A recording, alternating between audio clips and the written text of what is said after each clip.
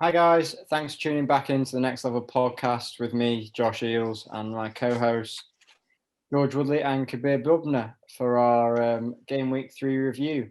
So yeah, let's get straight into it with Brighton and Man United. So coming off the back of a resounding victory versus Newcastle, Brighton obviously would have been coming into the game full of confidence, and that showed in how they played, in my opinion. More expected goals from very dangerous areas, so a lot of more attacking areas and more dangerous areas. By that I mean sort of on top of the box, that kind of area. More shots, more possession, more corners. By the sounds of it, or by the stats say, they dominated the game, to be honest. But Bruno Fernandes strikes again in what was a very, very weird finish to a Premier League game. Oh yeah, completely agree. I mean, man of the match for me is the goalpost on United's side. Thank God we don't have Jose Mourinho, otherwise you might have pulled out the tape ruler and measured if it was a regulation goal. But Brighton definitely deserved to win. But as a United fan, I can't say I'm not happy seeing Mbappe crying after the game ends, after hitting us with the crying celebration. I think it showed a lot of weaknesses in United. I think it's definitely solidified our defensive weakness, especially two goals against Brighton, 3 goals against Crystal Palace. It's just not something that we shouldn't be conceding those numbers this early on. But we move. Great assist from Fernandes for our first goal. A really good through ball cutting lines, and I think that's what's really good when we have a player of his quality on our team. But again, good to get the points, but very lucky to do so.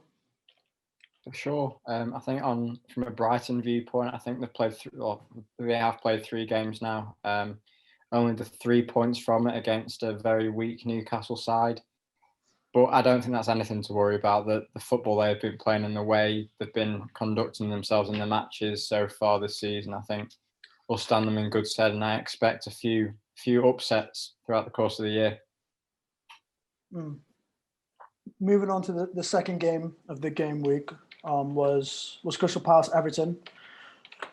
Again, really a tale of the first half. Really, all goals coming from the first half. 2 for Everton. So Calvert-Lewin keeping his form and Richarlison bagging a nice penalty right before the halftime whistle, and Crystal Palace with 1 goal, but what seemed like much of a consolation because they had 8 shots and only 1 of them was on target. So I mean, true Crystal Palace football but it's not going to cut it when it comes to these offensive teams that can keep you under pressure. You can't play the Crystal Palace way, which is score 1 and then hand behind the ball when you're losing. You can't do that. Once you go 1-0 down, you're then playing for a draw. And then if a team scores another, you're left on the back foot for most of that game. Nothing really interesting, but both teams have their run of form and they know where to go from here. Everton obviously don't want to lose. Crystal Palace have a formula that works. They just need to not concede. Easier said than done, really, isn't it? Yeah. I think from a coaching point of view, they'll have done a lot of work in the week on their sort of defensive shape and trying to be nice and compact at the back and not much space in between the lines. But it's a tough one, isn't it, for the manager when your game plan is sort of ruined so early on. Then you've got to think, well, we've got to go to plan B very, very early on in the game, which is they probably spent a lot less time in the week on that. But I think that's just something Hodgson showed with his experience there. Yeah, I mean, mentioning the plan B, it's a lot harder with Crystal Palace because I do view them as a very one-dimensional team. But hey ho, maybe it changes this year. The more and more years they keep a solid foundation, the more and more they can only go up from there. Hopefully. Agreed. Yeah. So next game we're going to highlight is probably West Brom against Chelsea. Very much of a shock in the first half to probably every neutral fan out there who has watched the game. Karen Robinson bagging in those goals very early on for him, set the scene for West Brom. Sheffield United probably regretting it. In podcasts we've said about Sheffield United not having that striker up front, and they're letting go a striker, and he's scoring goals for West Brom. 3-0 at half time. Didn't think Chelsea were going to come back from that. But Lampard did do a few changes from his previous game to that game. I just think West Brom just went at it. Just if you go hard at the higher teams, they're gonna take it by a bit of shock, I think, from it. So I don't think Chelsea. It was a question whether if it was Chelsea's off day, but I don't think it was. I just think they were in a bit of state of panic of going, oh, actually, we've conceded 2-3 goals now in the first half. Didn't expect that, and I think the whole shape behind it was ideally wrong from what West Brom came up against them. I don't think Lampard has a strong 11 that he can rely on. So.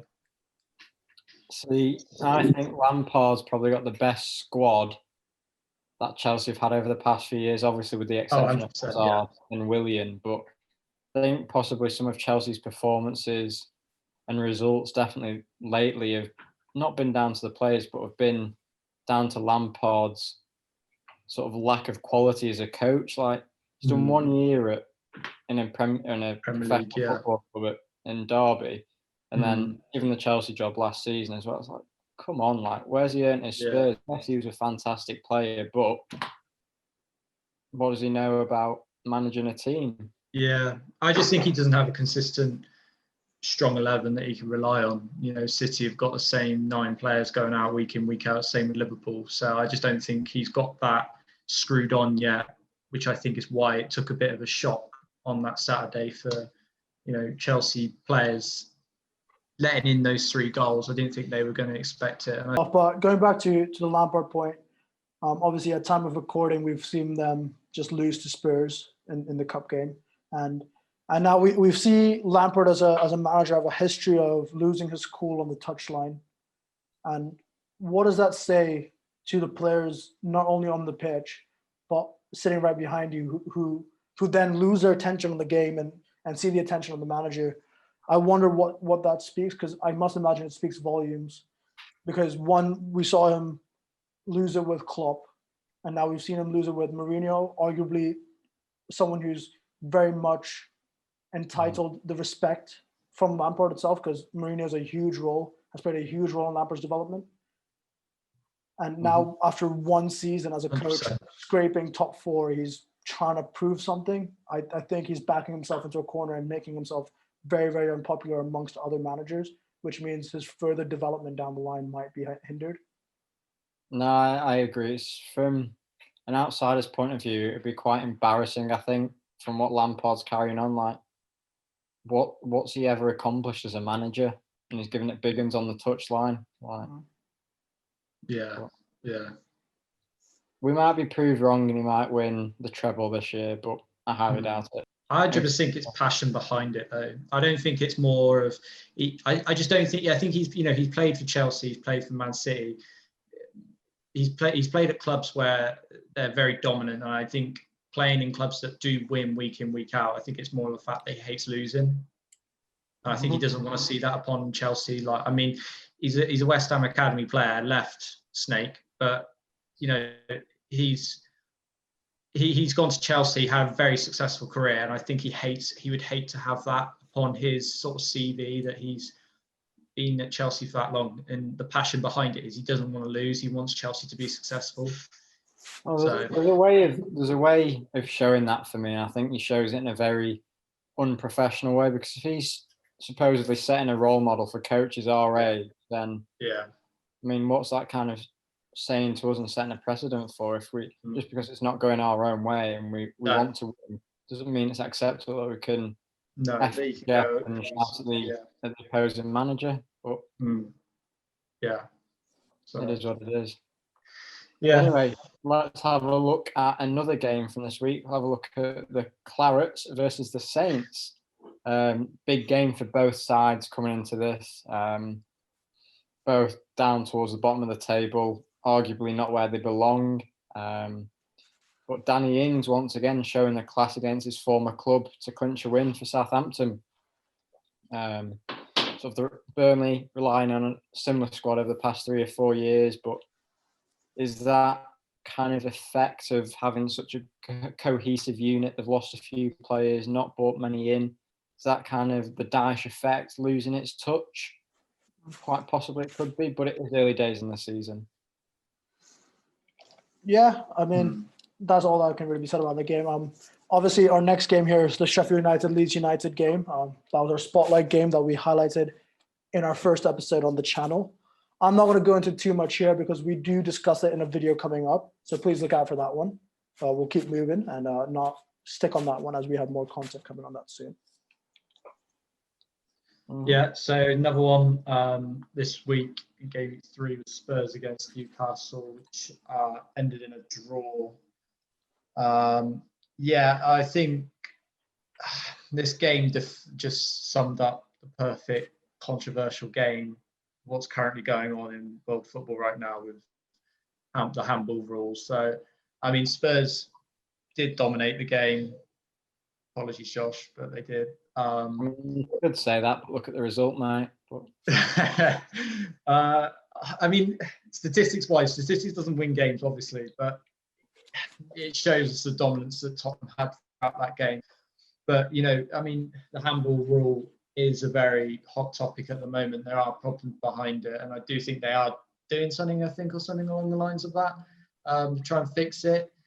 But, I mean, you know, the rules there for a reason.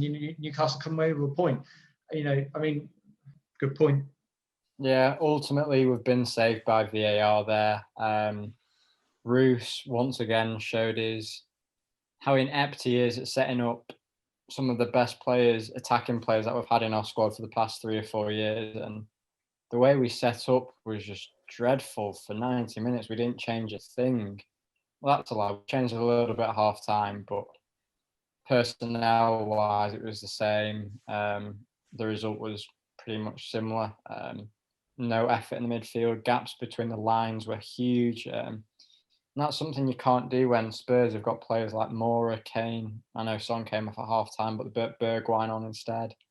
And when you're letting players get in between the lines with time on the ball, it's just a matter of time before you convert one of the many chances they're creating. And if it wasn't for Darlow in goal making 11 saves, I think that's tied with the most ever in a Premier League game then. 100% Newcastle have the squad to, you know, push like Leicester. Like, they have the players. It probably need a few more in certain positions, but they have players they can build around. You know, they have St. Maximin. They could easily work a squad around him. So, you know, I do see Newcastle as a club that could easily push, but is there the effort behind the 11 players on the pitch? So I think it's a double-headed or triple-headed effort. Obviously, you've got the players, but you also need the board, i.e. Mike Ashley, Lee Charnley, etc., etc. But we won't discuss them because I think everyone knows my thoughts on them quite well. But then you need it from the coaching staff as well. And I think Bruce shows 27% Premier League win record, lowest ever of a Premier League manager that's managed over 300 games in the top flight. I mean, come on. We had Benitez and he wasn't backed with the money, but now you're back in this numpty. I mean, no wonder the Villa fans threw a cabbage at him. So, yeah, Woodley, where the hell did that come from then? Biggest shock of the weekend, really. Yeah, wow, yeah. I had this written off 100%. Well, I think I literally, you and Newcastle's, the rest of the country. Sorry?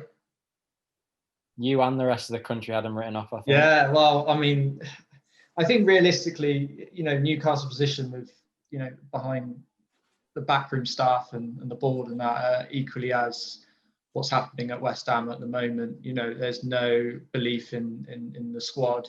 You know, we've moved to a 60,000 seater stadium 4 years ago, and the highest we've ever finished is like 10th or 11th or something like that.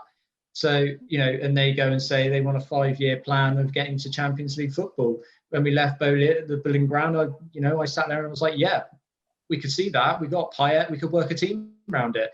He then leaves and it's just gone downhill since. So, I mean, that 4-0 win against Wolves, the Portuguese national team, easy.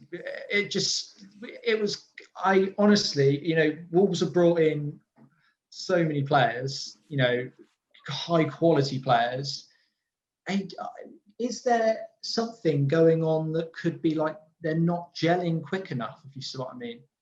You know, like we said, 2 seasons they've been in the Premier League for the first time in ages last season. They played in the Championship. They were very consistent with their squad. There was no real improvements anywhere.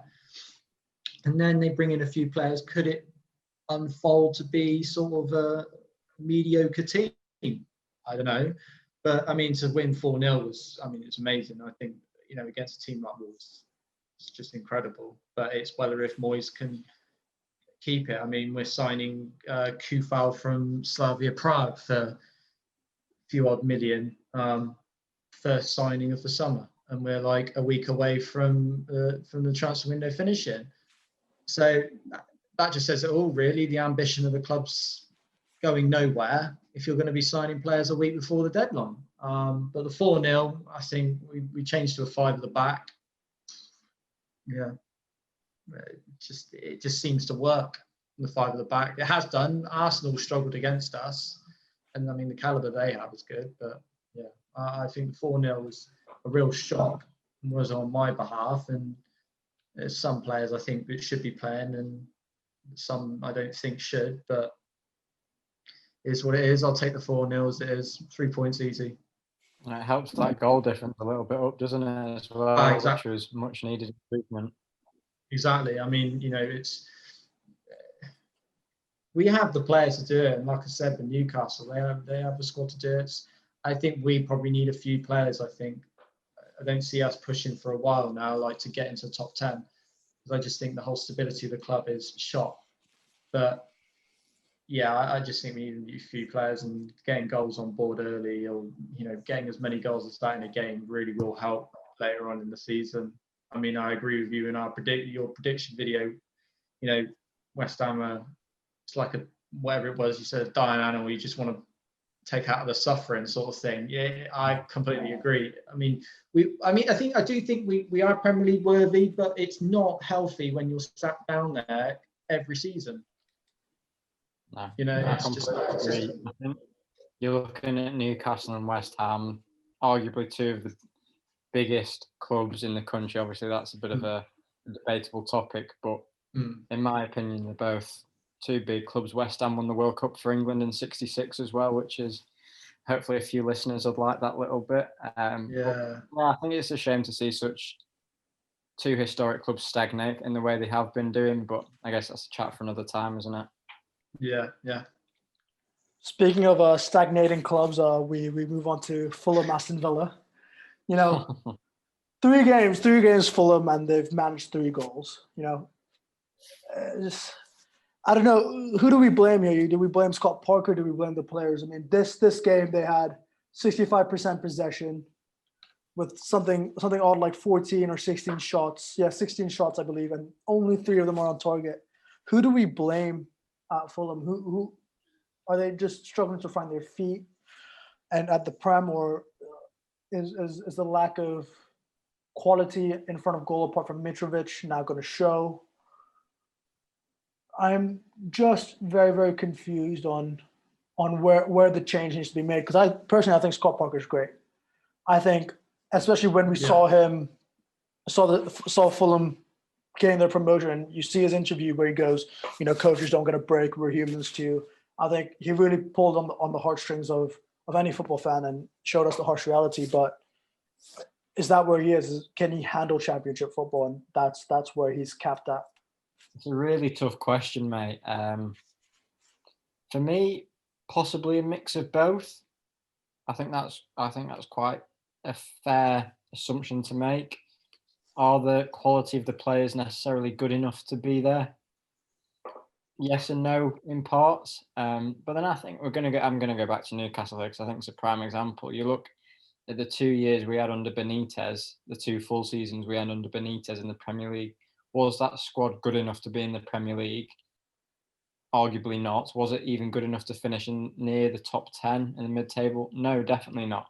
And the only reason we finished as high as we did was because of Benitez. And you look now, similar to Fulham's situation now, well, they've got substandard players, yes, obviously coming up from the Championship, that's always going to be the case. But have they got that X factor in a manager to improve his players' quality, to get them achieving beyond their means, if that makes sense. Yeah, I mean, you look at they've gone on loan Real Madrid's second keeper, Areola. I mean, he was at PSG how many years ago? They brought in players that can easily fit into. No, hold on, let me rephrase that. They've easily brought in players that are a high enough caliber for the Premier League. Yeah. But it's whether if bringing in players it can actually do anything for the club. Like, does it make you Premier League successful? As in, a new promoted team coming up and surviving first season. Is it enough? I don't think it is for the way Fulham are. They've done it 2 years ago when they came up. I honestly thought 2 years ago they would stay up more than what they're probably looking at the moment. I mean, it just doesn't seem to. They don't seem to fit the Premier League caliber. I think that's what they. I find that with them that they're struggling with that. I think if you look at, it's kind of similar to what Borough did when they came up. Obviously, Victor Valdez going to them was a bit of a strange one. Probably a bit of a money move towards the end of his career, but Champions League winner, World Cup winner, Europa League winner, he's literally won everything there is to win in football. For a player like him to go to Borough, you think, oh geez, what a signing that is. But is necessarily a goalkeeper type of player you want to be bringing in? Yes, it can make a difference, but does it make as much difference as perhaps signing someone with a bit more Premier League experience? I don't know, that question out there, isn't it? Next game, Liverpool against Arsenal. Liverpool coming out 3-1 winners. Arsenal do look strong. I do have to admit, they do really look strong. But I think for that game, they went in 3-4-3. I just don't think that suits their system. Aubameyang he is an incredible striker. He's got the pace. He's like Bamford, it goes off the last shoulder. He bagged goals for him and he stuck him out at left wing. I don't think that suits him. And I think that's probably one of the reasons why they did lose 3-1. I do see Arsenal doing well, but it's just, one of them things. I think, Arsenal need to try and work on. As for Liverpool, back to themselves, really. I don't really have much to say for them. They're losing and they're the capability to come back and win, sort of thing. I know it was only a goal, but it's, they come back and won convincingly. So I don't really have much to say. Back to themselves, really. All right, so go for it. Go for it. Sorry. I was just about to say it was a very mixed bag game week results, and that I think that goes to sharing fantasy football. I know it's a sort of a bit of a hit and miss kind of game, but when you're expecting your big players to perform to get you the big points, then usually the big teams are going to be winning, or the teams that you predict to win usually end up winning. Whereas this game week's shown that not only in the points return on fantasy football, but secondly in the results that was given out. And I think this season might, sort of contrary to what we predicted, might end up throwing a few more spanners in the works. So in front of me, I've got the 10 games coming up this weekend. We're going to quickly rattle through them, and without much of an analysis, I just want your off-the-cuff reaction to the game. So I'll say the game, we'll have a quick 20, 30-second discussion about it, and we'll move on to the next one. First game of game week 4, Chelsea Crystal Palace. I see Chelsea coming out on top of that game. They see Palace having much strength going. I see they have strength going forward, but I think Chelsea's attack is just incredibly, massively heavy for their defence. So I think Chelsea come on top. 3-1 Chelsea win for me. Yeah, I'd agree. 3-1, 2-0.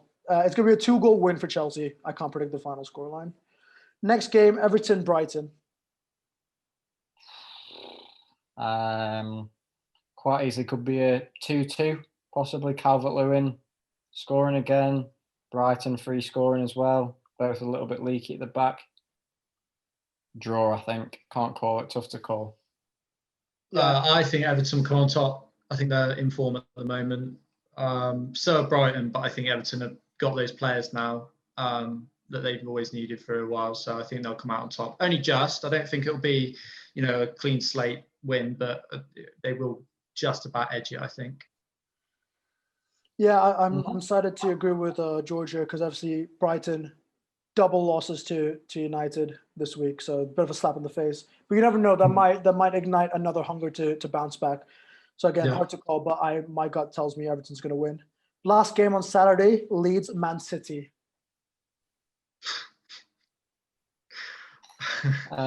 Two things: Newcastle and Burnley are playing in the evening, but we move. Time difference. Allow it. Time difference. For me, that's Sunday midnight, right? Man City win for me. I think obviously they've had a little bit of a few questionable performances, but I think their class will just show maybe a 3-0 win. Yeah, I think City would just edge it. I think about a 2-1 win. I don't think I like you said, City a little bit sort of shaky at the moment. And I think Leeds, like West Brom did against Chelsea, would go at them. Bielsa will have something up his sleeve. So I think City would just edge it. Mm-hmm. Yeah, I think Man City are just going to win. I think Leeds are going to show their final cracks this game. All right, our final game of Saturday. Thank you for correcting me, Josh. Newcastle Burnley. Sorry to the family out there that might end up listening to this who are huge Burnley fans, but I think Newcastle will win this 5-0. No, I'm joking. Probably be a 2-1 victory. Newcastle 2-1 win. I want to stay neutral on this one. I don't want Josh or aforementioned family coming after me. I see a Newcastle win. I don't think Burnley are really slow hitting the ground running at the start of the season, I think. So other than a few seasons ago, but I just don't see them. They're not hitting the ground running yet. I think Newcastle will win it. Okay. Thank you for agreeing, George. Leicester, West Ham, George. What are your opinions? Probably about a 6-0 win to West Ham. Leicester. Sorry. No. Leicester wiped the floor of us. I don't think we've got it. I think Leicester are too strong. Yeah, I think we all agree. 2-0 win. 2-0 win Leicester for me. Sorry to interrupt. 2-0 is a good score for us, actually. Southampton, West Brom. Bit of a boring game, that one. Yeah. 0-0.